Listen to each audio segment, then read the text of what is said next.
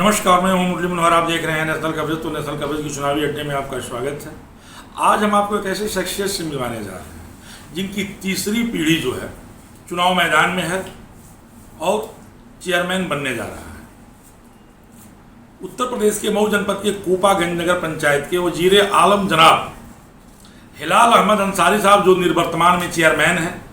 आप भी चेयरमैन रहे, वजीर आलम रहे, आपके पिताजी भी वजीर आलम रहे और आपकी बेगम साहिबा भी वजीर आलम रही हैं और पुत्र वधू आयशा भी जो है वजीर आलम बनने के लिए समाजवादी पार्टी के टिकट पर कोपागंज नगर पंचायत में चुनाव मैदान में हैं।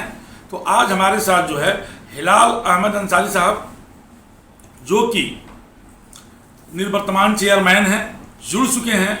आइए हम आपसे बात करते हैं कि इतना लंबा टर्म आपने कैसे जो है पूरा किया।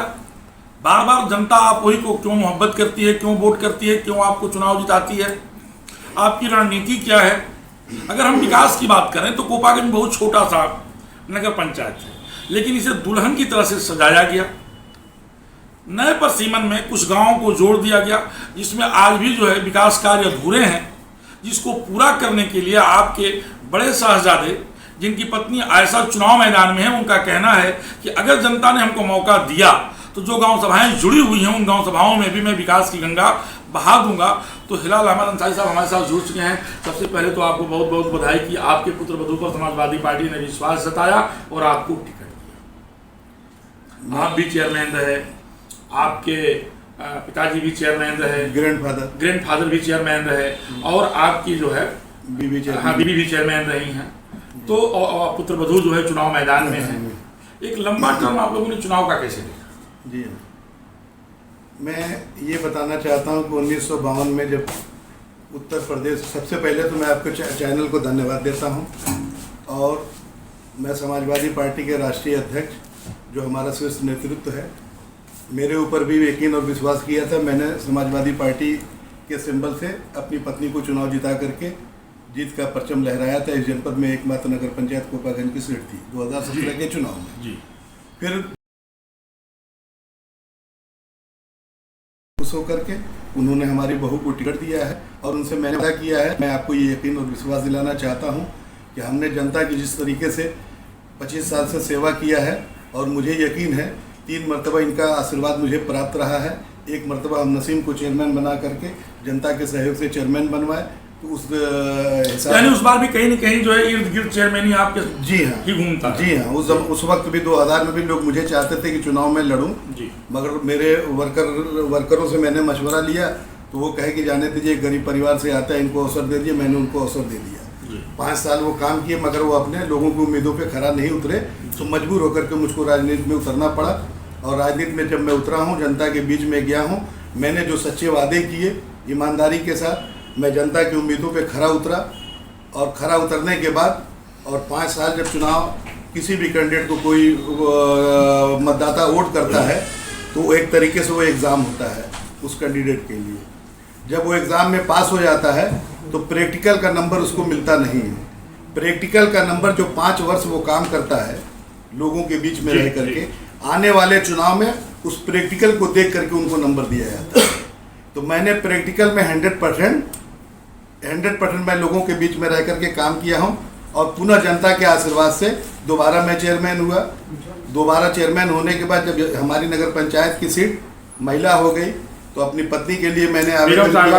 जी हाँ, तो अपनी पत्नी को मैं लड़ाया और जनता का मुझे आशीर्वाद, प्यार, स्नेह मिला और हमारी पत्नी भी चेयरमैन हो गई। नगर की जो भी समस्याएँ थी, नाली हो, खड़ंजा हो, मार्ग प्रकाश हो, जल निकासी का प्रबंध हो, वो पूरी तरीके से पूरे ईमानदारी के साथ मैंने करने का काम किया है। प्रधानमंत्री आवास योजना प्रधानमंत्री जी की जो गरीबों के लिए लाई गई, मैं अपने शहर में 2000 लोगों को प्रधानमंत्री आवास योजना निःशुल्क दिलवाने का काम किया। शौचालय की जहाँ तक बात है, 7000 लोगों को जिनके घरों में शौचालय नहीं थे वो निःशुल्क शौचालय दिलाने का काम किया। और कोविड इस पीरियड में जो हमारी पत्नी चेयरमैन थी, कोविड की वजह से 2 साल निर्माण कार्य बाधित रहा। उसी पीरियड में हमारे नगर पंचायत में उस पीरियड में निर्माण कार्य नहीं हुआ तो हमने ये सोचा कि हमारे शहर में जो कूड़े का प्रबंध कोई नहीं था, तो कूड़े प्रबंध के लिए हमने 4.5 बीघा ज़मीन खरीद करके कूड़ा डंपिंग ग्राउंड हमारे सेंटर बनवा करके कंप्लीट करवा दिया है और वो कंप्लीट हो गया है।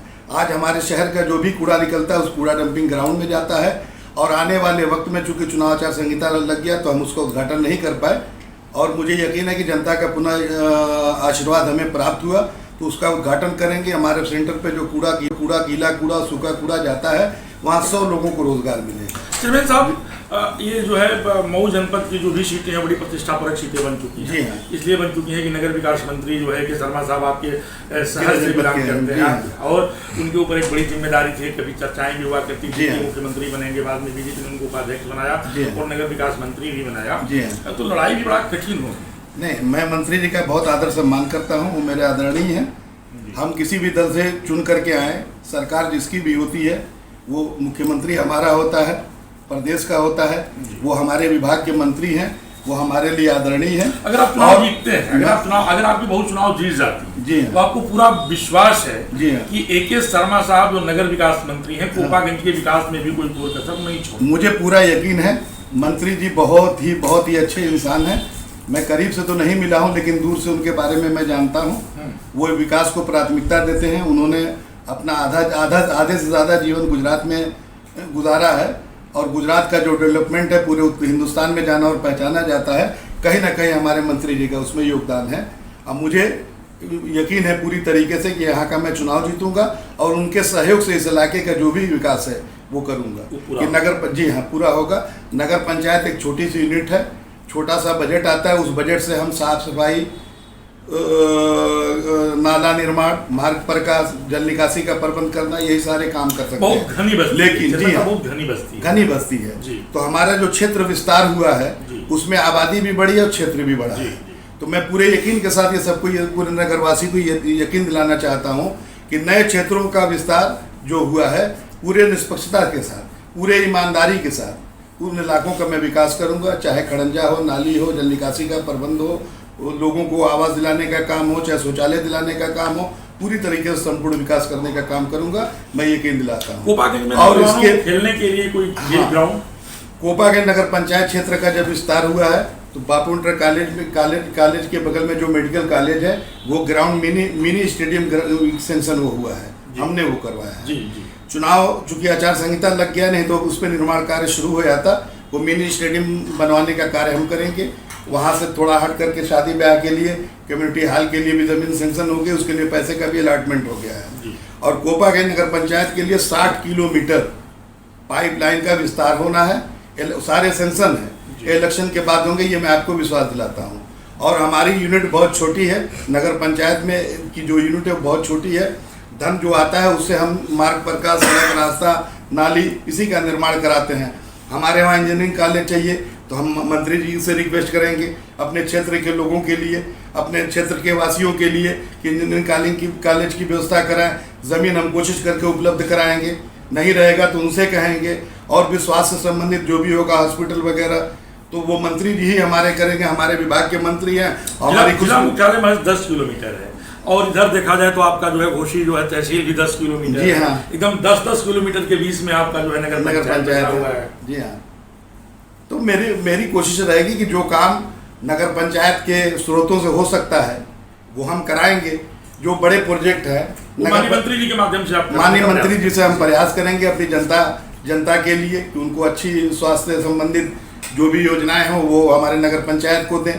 पढ़ाई लिखाई से, शिक्षा से संबंधित जो भी चीज़ें हैं वो हमारे नगर पंचायत की जनता को दें, जिससे लोग लाभान्वित हो सके और आपका भी प्रचार प्रसार हो और ये भी लाभान्वित हो।